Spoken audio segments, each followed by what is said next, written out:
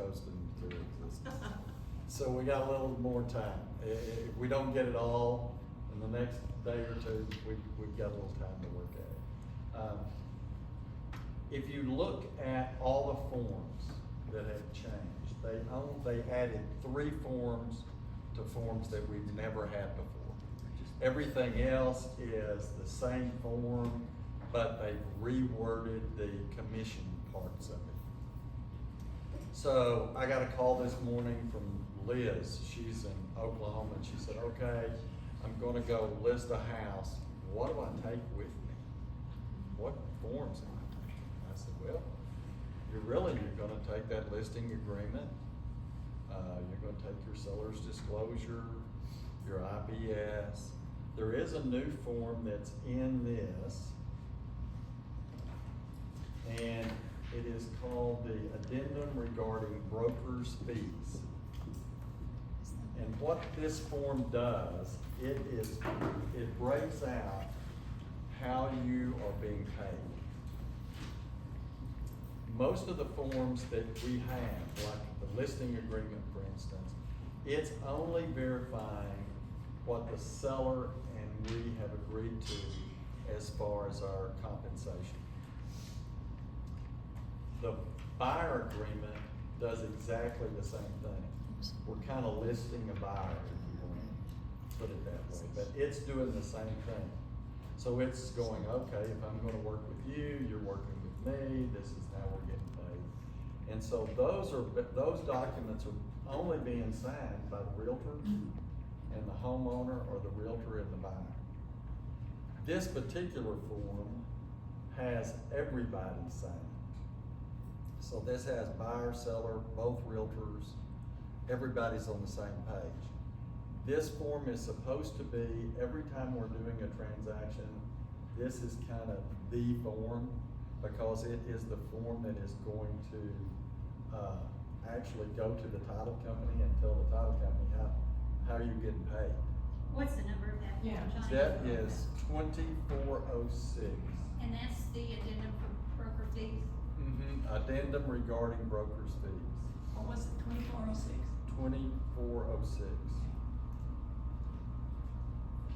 And what makes it the power part of this, it's just the simple fact that it's the only form where everybody is disclosing at the same time.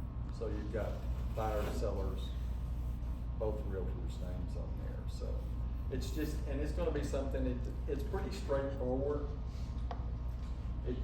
On D, it's just talking about the broker's fees. 1 is listing broker shall pay either a fixed amount or a percentage. And that's the way all of the forms now, you can either get paid a percentage of something, or you can charge them a flat fee for something. It's just however you kind of want to work that out. So this will be something that once you've done it once or twice, it's going to be old hat for us. But the forms themselves, don't be afraid of them. All they've done is they've just broken out an A and a B section. This is how are you gonna, what's your number, what's the percentage, how are you gonna do it? The question always comes up is, what am I gonna put in there? What is my number? And for each one of you, it's going to be your own personal choice along with the broker, determining what maybe our fee structure is going to be. One of the things that's going to come up is on the 1 to 4 family contract in 12, paragraph 12, that's where it starts talking about, are you going to pay closing costs? Is this seller going to be asked to pay closing costs for the buyer? And that's always been in here. I mean, it's not new to the contract, it's always been in here. But now we have to make that work on that addendum for how fees are being paid, who's getting what, because now we're gonna have to decide, okay, how is that getting paid? Cause if it's my understanding, the seller, he can pay compensation, but he can then go over and above that and pay, closing costs as well. So it's gonna be a little bit of a learning curve for us as we're gonna have to do one or two of them to kind of figure out how it works. And we're really gonna have to teach each other as we go, because what I learn on one transaction, she learns on another one, Brian learns on another one, Christy learns on another one. And we're gonna be kind of self-teaching ourselves as we go through. I think the more the forms are used, the more training there is. There is a lady that's doing a training session tonight. I watched it last week. That is out of, I think she's out of Austin. Her last name's Cook, C-O-O-K. Candy. Yeah. She has another training session tonight. I saw, some information on YouTube from, Bradley Anderson. He kinda sounded like an attorney maybe or something, but I watched a little bit of stuff that he had to say as well. So there's gonna be more and more sources for us. So if you're at home and you, go, God, I think I'm bored, I think I'll go get on YouTube, you can actually type it in and somebody in there's gonna be talking about it a little bit. I think we're gonna have to kind of work on our verbiage. How am I going to bring this up to a home seller? What am I actually gonna say? And how much does that home seller know about what's going on? For most of them, I don't think they're even gonna know. I think when we sit down with them and go, oh, by the way, now we've gotta talk about this, compensation for our buyer, they're gonna look at us like a cow at a new gate. They're just not gonna get it. So it's gonna be up to us to kind of frame that for them in the fact that they're not really getting a break. I mean, as far as Johnny's concerned, I need that guy to pay for that buy. I mean, it's worked that way for a long time, at least 47 years for me. I like that. So I'm gonna have to work on my verbiage. How can I explain what we're talking about here that will seem like the same thing, we're just calling it something different?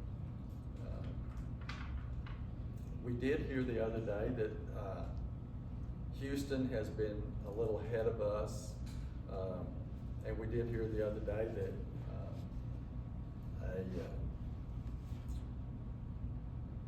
a seller said, I'm not paying.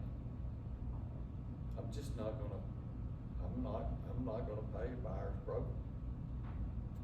And what are you gonna say to that person when they say that? To me, I think, well, your house is never gonna be shown by anybody. You know, but we're gonna have to have some verbiage on how that works. I always try to, I wanna fix things in the beginning, I don't wanna fix them at the end when they're broke.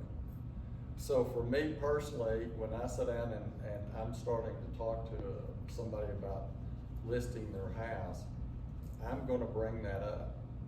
I'm gonna say, hey, let me foreshadow this for you. Nothing really has changed. I mean, we still need you to participate in helping the buyer get in this house. The way you get that buyer in this house is getting realtors to show your house. So you're gonna have to pay those realtors. You're gonna have to think about, in today's competitive world, maybe you're gonna have to think about, you may have to pay some buyer closing costs for them. You may have to have some concessions in there. The one thing that we are gonna have to preface them on, we don't have a lot of it, but one of the things that's gonna come up, if you go sell a D.R. Horton house today, what happens? The buyer's getting a huge discount from them, $10,000, something. At one time, they were paying the realtor a bigger than normal fee, say 4 versus 3. And And then on top of that, they added a $5,000 bonus. Well, if you're gonna get that bonus, you're gonna have to disclose that bonus. You're not gonna know up front when you're working with your buyer, because you don't know what the buyer's gonna buy. But when you do figure out what he's gonna buy, and if he's buying that, now you're gonna have to go back to the buyer and kind of amend what you've done, because you've got some more money out there. The question is, what do you do when, you go to the buyer and say, well, there's a $5,000 bonus, I need you to sign off on this where I can get that bonus? And the buyer says, no. I want some or all of that. For me, I'm gonna tell them up front. I mean, when I'm listing, I'm gonna tell the seller that there's a chance that that could come up. And when I meet that buyer for that first time, and I stick that short form in front of him and he's signing off on it, I'm gonna use the words, let me foreshadow something. I don't know that this is gonna happen, but everything's possible in real estate, so let me foreshadow a couple of instances for you. And I might talk to him about, we may have to ask the seller to pay some closing costs for you, so we've got an avenue to do that. There's a good chance certain builders are gonna give you some flex cash. We can make that work. And then there's a chance that Johnny might get a bonus for selling you a house.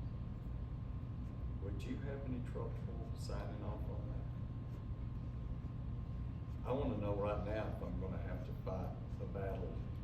I wanna fight it now when there's no pressure and there's no sale, as opposed to we're down there at the end and we're trying to get everybody. And I just wanna know, are they gonna go yes or no? You know? So that's something, and you can kind of role play with each other, you can role play with me, but you can, you know, some of this stuff I do in the shower when I'm standing in there and I'm just like, oh God, please help me come up with some words, you know, so, but we're gonna have to have some verbiage. So, on the contract itself, on the 1 to 4 family contract, really they didn't change anything in here. The only thing that really comes into play is where we can put in there, seller's gonna pay $5,000 in closing costs for the buyer, or the buyer asks for that or something. So we just got to disclose that. If we don't have it on our forms, then we're gonna have to go and add that to the forms. So,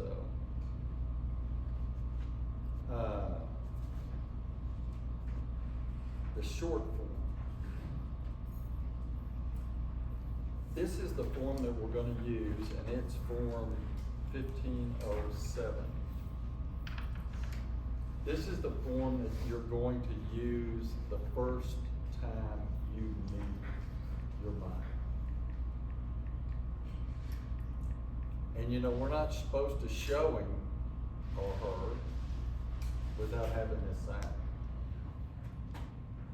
So I think they came up with a short form first, because I know I've had some buyers that if I took a 6-page document to them and said, hey, you gotta sign this before I can go show you a house, they'd probably run backwards, you know, they'd think, well, so a 1-page form is gonna be a little easier. The 1-page form in the middle, the most important thing, talks about broker compensation. And the broker's fees, when earned and payable, client will pay broker, and it says complete all that apply. If you purchase something, you can either use a percentage or you can use a flat fee. You know, the question is, what are you going to ask your buyer to pay you?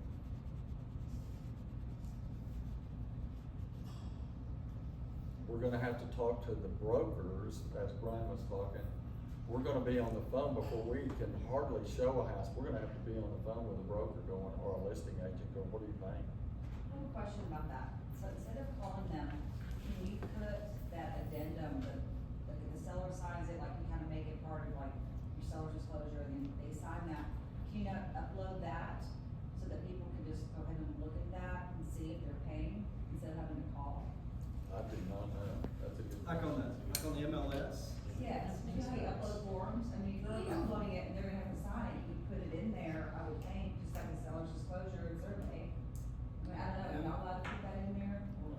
think so, but I probably need to ask to make sure. This way you could like look Yeah. at the forms, I kind exactly of call think so, everybody. but we're not supposed to have compensation in MLS. That's true, that's what I just wondered if we could order it, I'm not sure. Yeah, we would have to get that answered, but man, that would be a good place to put it. I know, but. I don't know if it lets. So they take it out where we put in the 3% we'll pay? Right. Are they taking that out? Yes. It hasn't Yes. yet. Yeah, Yeah, on the 17th, when you print out It's not gonna be on there. it won't be on the bottom. we have no way of So knowing. we're not gonna know what we're getting paid Until till we we find pay. out. Yeah, you're gonna, You gotta call them. you're literally gonna have to call them. Now, we are posting it on our website, correct? Yeah, we've taken all MLS listings off our website except our own personal listings from our brokerage.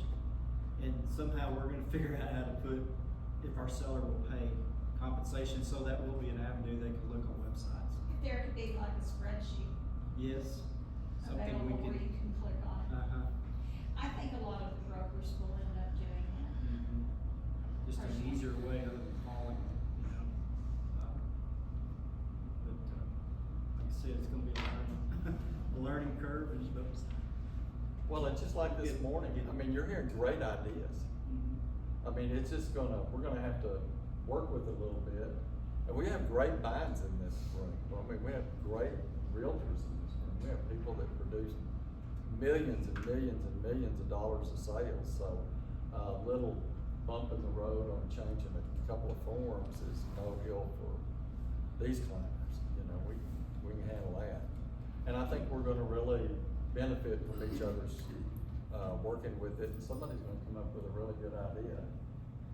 Then we're gonna go, gosh, I wish I'd have thought of that myself, you know? Yeah, the good thing is like I said, we're all having to do it, everybody, every brokerage, every agent. I think conversation, communication is gonna be the most important thing we can do with our sellers and our buyers. We will put folders in DocuSign now that will show the buyer's rep, a long form and a short form. And I would throw your broker under the bus a little bit when you meet with your client, say, hey, look, my broker's requiring this buyer's rep to be signed. That way it takes a little pressure off of you. And same thing with when you list one, so we need to know, we need to have this conversation now, or our brokerage requires that, and I will be by my phone answering, you know, I may be talking to another agent, but I'll be answering yours too. Okay, I have a question, cause I'm confused about this. Okay, so if the buyer is signing this and saying, okay, I'm gonna pay 3% to you for selling me a house, okay? So if the seller is saying, okay, I'm gonna pay the full 6% and I'm gonna pay the buyer's part, so how do you explain to them, I mean, they're not gonna pay another 3% on top of that, so how are y'all explaining that to, I mean, I have two buyers right now that we're looking at houses, so, I mean, one of them says, I'm not paying anything, we're not looking at any houses unless the seller's, you know, paying, so, do you get what I mean? I'm confused about getting them to sign that, because I used the old buyer's representation thing because I had no clue what to put into that middle part there. Because they're saying that they refuse to pay Yeah, compensation. if I have a buyer, I'm probably only gonna show a listing that the seller's gonna pay. Right, And that's then right. You have to tell them. And then you amend that, you can amend that short buyer's rep saying, okay, the seller's now gonna pay that compensation, you're not gonna owe that. Okay. But you need to have something signed, isn't that right, Johnny? Isn't that the way we? Yeah. Cause there's an amendment to the buyer's rep that you can amend that, saying, okay, the buyer's not gonna be liable for that, the seller's gonna pay it. Because one of the things that happens to a buyer, can happen to a buyer, is, let's say that initially, we tell the buyer, we want you to pay me 3%. The buyer signs off on that, goes, okay. We go buy a house where the seller is only gonna pay 2%. that can work. I'm gonna get, the seller is gonna pay me 2%, but now the buyer is on the hook for 1%. Now he's gotta pay me, because I'm gonna get paid whatever he's agreed to pay me from whatever source it's gonna come from. So, I think for us, we have to do a really good job of painting the full picture for buyers. You know, because there is some piece of that puzzle that we kinda know, but we don't know, because we don't have the house picked yet. We don't know what the seller's doing it. So, I think we have to be upfront with them and say, hey, some of this can change. And as it changes, we've gotta make sure, cause you know, I personally don't wanna hang a buyer out there for 1%, when the intent wasn't to do that. But we're gonna have to kinda tell them, hey, we're kinda working at this as we go along, you know? One of the things that's changed that I find so interesting is that before, if something was listed at a 2% buyer's compensation, we were not really allowed ethically to try to negotiate that. Well, now, apparently, it's wide open. You can negotiate anything with that selling or listing agent. Yes. And I find that such an interesting change because it's just 180. Yeah, and we're gonna have to have, how would you say this? We're gonna have to be user-friendly agents. I mean, if you're an agent that can be aggressive with another agent, that may not work really well for you. You know, because we're all gonna be in the same boat, paddling the same way, you know, so, I And think. a lot of it could be determined by what the offer is. Yeah, oh my gosh. Yeah. Paula, did you have a question? Yes, I did. Is that gonna be, against our advertising guidelines, to just put, if you do your due diligence and you work with your seller and say, this is what needs to happen, because that's what our industry standard is used to you doing, is paying for the buyer's brokerage fee, the seller fee, how's that worded? Can we not put that in the advertising? My seller will pay. You can't on to- anything but the MLS. MLS you cannot. Well, but also, if I have an ad, and I'm written the ad, I can't put it in MLS that way? No, you can't. How am I gonna get it out there? I know, that's. Put a different flyer That's the out. magic question. Put a different flyer out on social media, cause that's where it all goes to anyway now. If you're not on social media, you're not selling anything. It's a So place possibility. else to put it. Okay.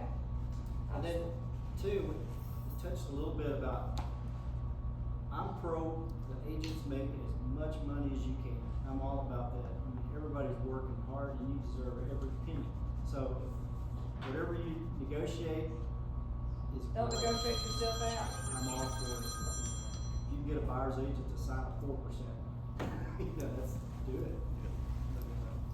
But if you have to drop down to 1.5 or 2 to make a deal work, you've Better got the than freedom to nothing. do that too. Yeah. So, Been there, done I have that. a question, correct me if I'm wrong. So if we're at the point that the buyer says, okay, we'll do the 3%, that's where in the offer, we put concessions to help cover that? Good. I couldn't hear that. Why She was one, if you put that in concessions to Okay, so, compensate. like, if the buyer, the seller is not willing to pay the buyers, and we have this form, and they agree we'll do 3%, but we can talk to them, we can do that in concessions, that would be part of the offer. Can they split the concessions out like that? But the way the concessions read currently, it's closing costs. Yeah. I mean, that's of how those concessions can be allocated. That's what they were saying, Larissa, that it can be on top of that. yeah, can Yeah, you? yeah. Yeah, the mortgage people are actually helping us out. I mean, they're kinda allowing that they wouldn't, well, we have a mortgage lady over here. You couldn't used to do that, right? You can only use it towards closing costs, find out the rate, things like that. So it sounds like there's gonna be changes in mortgage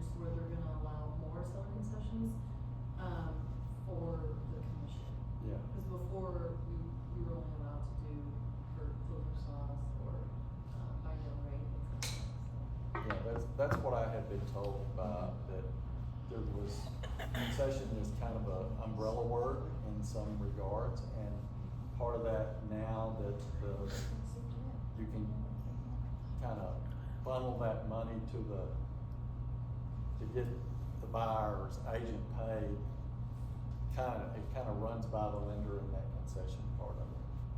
I think it would still have to be broken down though, to let the title company know how they're gonna do How that. it works. You know, so that, On that blank form, that will good, you write all that on there? isn't it the broker letting the title company know that form you was talking about? Yes. That's the form I think you can send to them, spread, detailing how the concessions will be in there, right, Johnny? Yeah. So you don't put, if you have this form and the seller is saying they're gonna pay 3% of the buyer's commission, buyer's agent commission, then you don't include that in the closing concession dollar amount. But if they don't say it, then you do include it? No, but it's not set in stone yet. I mean, like, I'm the buyer's agent, I'm bringing It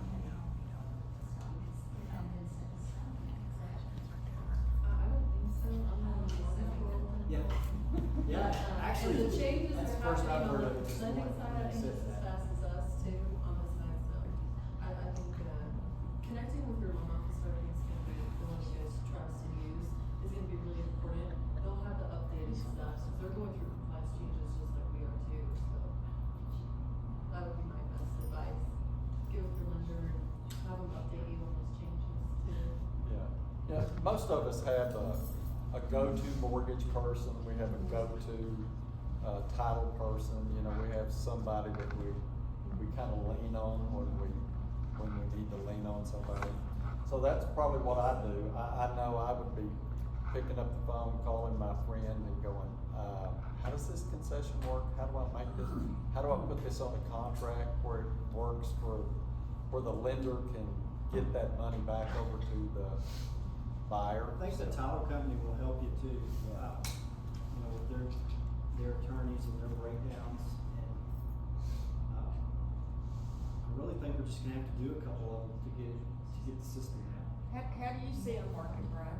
What do you got in your, I know you've got some things spinning in your head, how do you see them working? What I see happening is if somebody lists a property, the listing agent needs to tell them, look, we still gotta pay you guys still gotta list it at 6%. Still gotta pay, we still gotta pay. You know, or your house is not gonna get shown. Yeah. Cause a buyer, It's you're stretched gonna have to usually. spell it out, a buyer cannot pay closing costs, a down payment, and now pay 3% on top of that. You're not gonna get your house sold. And if they understand that, or even if they do a 5, you know, So we've been doing a lot of those the last few years. yes, yeah. Even if they do a 5, that still helps the buyer's agent. The key is just getting the communication out there to the market that the seller is gonna do that. If they absolutely refuse, I'm gonna let Mindy talk in just a minute about her new listing. I think it's the first one in Lubbock, actually, that, I don't know if you're gonna get a buyer that's gonna pay, I don't know, $300,000 house, an extra $9,000 on top of their closing cost and You're gonna down have to sell that payment. to yourself, aren't you? So, That's what he wants. And he wants me to If do you the wanna work of talk too. about it. Well, I have a Houston buyer, and the problem is his wife is a realtor there. So what's deadly is the husband of a realtor who thinks he knows a little bit more. Right. And I said all the things, the benefit of a pre-approved buyer, someone that's been working with the buyer's agent, the relationships, all the things, and they refuse. And she's an agent. Shame on And her. so Yeah, shame Houston's on there, Colorado's there. I think Abilene, you know, they have dropped their commission over the years. I ran into, they're doing 2 and 2, 2.5, 2.5. They haven't done 6 in a long time. So I've said all the things. He wants me to list it. If I act as an intermediary, he does not wanna pay me any more than what I'm listing it for. I said, you know, it may be on the market for a while without saying, nobody here is gonna show your house. Cause I was worried about, well, how do you say that without getting in trouble. Right. But I That's what I wondered. spelled it out and tried to just say, it's gonna sit a while. Plus it's gonna be overpriced, cause he's from Houston. But, they refused. I started the listing last night, it won't let me enter 0%, blah, blah, blah, so I'm gonna try today just to leave it blank. Cause it's not highlighted in red, commission is not highlighted as one of those things you have to put. So I'm gonna try it again today with just nothing. And I was going to put in comments that he's not offering compensation at this time, but I don't even know if that's right to put in there. But I don't want, I wouldn't want y'all to show this house and go through all the trouble, it's a lot of work, to not get paid. And I figure if it sits a while, I'm gonna continue to talk to him about, why it's not getting shown. And give it a go, but, you know, There's a chance that Mindy might get a buyer, contact her and say, okay, I don't want representation, I wanna buy that house. So Mindy's gonna do everything and she'll get 3%. Right, there's a big chance. and I am willing to, this is what's gonna happen, I fear, is our 3% is gonna be split. And I'm willing to do that at some point, but not at first, because we haul off limbs, we clean houses sometimes. We open doors a lot for the agents that can't be in town. It's a lot of work, so day one, I'm not gonna split 3%. But I'm gonna let it sit there a while. Well, I can don't know. assure you on one thing, the greatest, I've always, I told an owner one time, I couldn't get him to reduce his price. It was so high. And I told him, I said, well, are you familiar with Adolph's meat tenderizer? And of course, I'm from Tulia, so this guy's looking at me like, what? Where's this guy going? What's he talking about?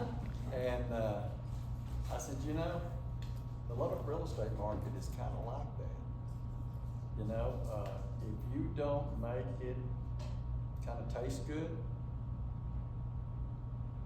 I'm telling you, the market will tenderize you before it's over with. Maybe That's a say, good way to put you're it. not gonna do it now, but when we have this discussion in 60 days, you're gonna go, you know, Johnny, I should have listened to you up front. Yes, you should have. So I would be on, I mean, I tell them all the time, hey, the market's the market. We don't make the market, we service the market that we have. And that's a powerful tool for us. We're really good at servicing, but we don't have anything to do with making it. And when they do that, which we know is not very smart, they're trying to make the market, and market won't, they'll get tenderized before it's over. Did you ask if they wanted one realtor to help them sell their house, or if they wanted 1,600? Yeah. Well, yeah, I covered all of that, and I've known them for a little while. We kind of have a little relationship, and he just thinks it's a tech investor house, and an investor's gonna come out of their woodwork and call me directly. And Maybe he's right. Why she work perfectly? I don't know, what's that? Do y'all need an investment house? No, I'm kidding. He's pretty hard-headed. In 20-something years, I've only had the buyer pay my fee one time. I've never. I don't know I've about never that. had it. Never, one time. Never. 36 years, never. I've had for sale by owner split it, you know, that you sell, but you know the people that Yeah. live, you know, it's very rare. I still think communication is gonna be the biggest thing we can do, is talk to our people.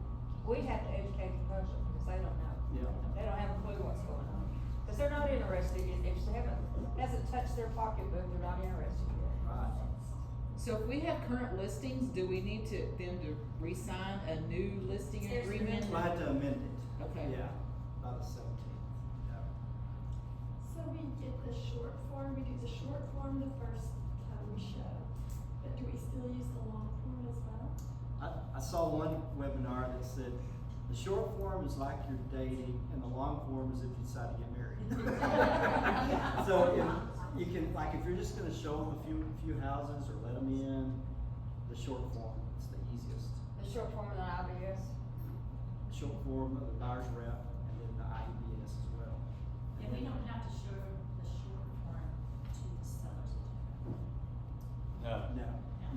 it doesn't deal with it. Okay, 'cause Right. Yeah, and long form would be if you're gonna show them 15, 20 houses, get into it, really put out a lot of work, which we all do. So, Now, the short form, you know, you have to ask yourself, are you gonna charge them something? And how long is it gonna be for? Is this a one-time showing on 572700 Matt Street? Or is this a 1 month thing for Lubbock County? Or what are you agreeing to? So you're gonna have to have some kind of agreement with them on what you're. Well, and you've got under paragraph 5 of the short form, you've got full services or showing services. Is showing services, does that allow you to be totally upfront and fiduciary to that buyer? Or is that, do we have to watch ourselves with what we say?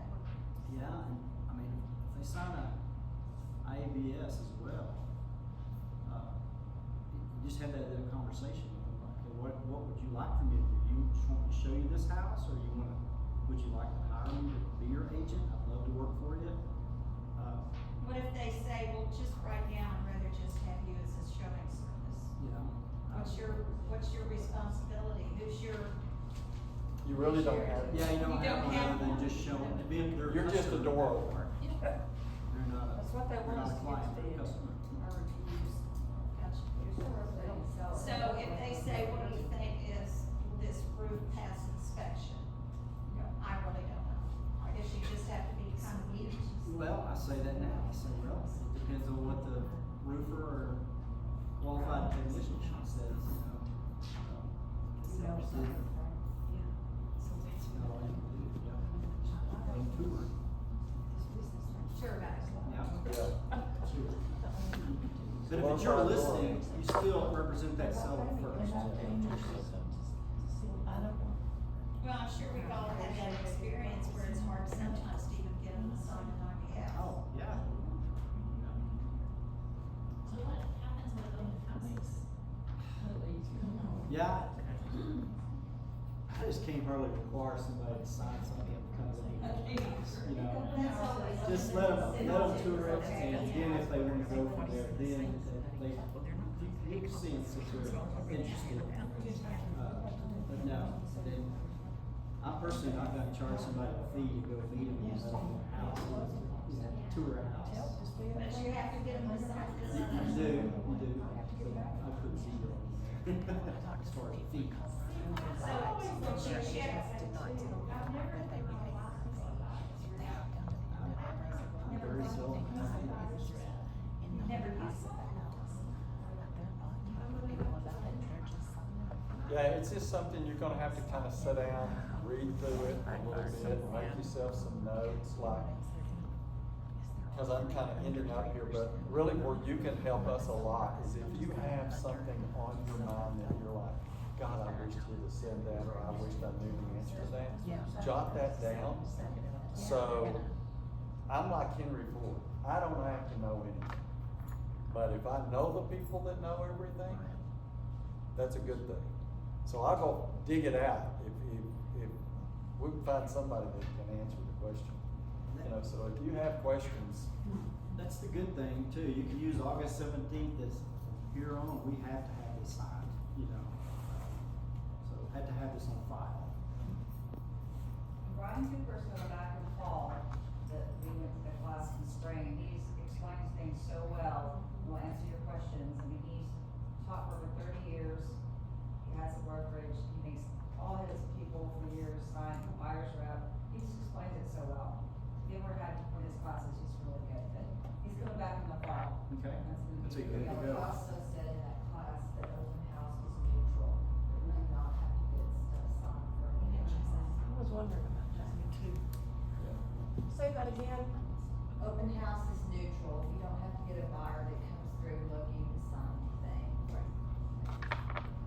When you're doing that, you are representing the seller. Yeah. And it's implied, yes. I'm done. It's hard to get them to even register, much less sign. I know. Yeah, they don't wanna write their name down. Yeah. Yeah. Well, I'm sure everybody has a comment, and we can definitely go around the room and chat if you have something, if not, just say pass, but I think it'd be good. I think we can all learn from each other, and I'd love to take just a moment to go around. Can I just share something? We were talking about Candy Cook, her classes just showed up on Agent e-learning. Those of you who get that notification about the, attendance. Yeah, she has one tonight, at 5:30. On what? Where? 3 hour. Where? She has one today tonight. Online. I don't know, she just said agent e-learn. Yeah, agent e-learning. I'm gonna start with Samantha. Let's just go around the room right quick.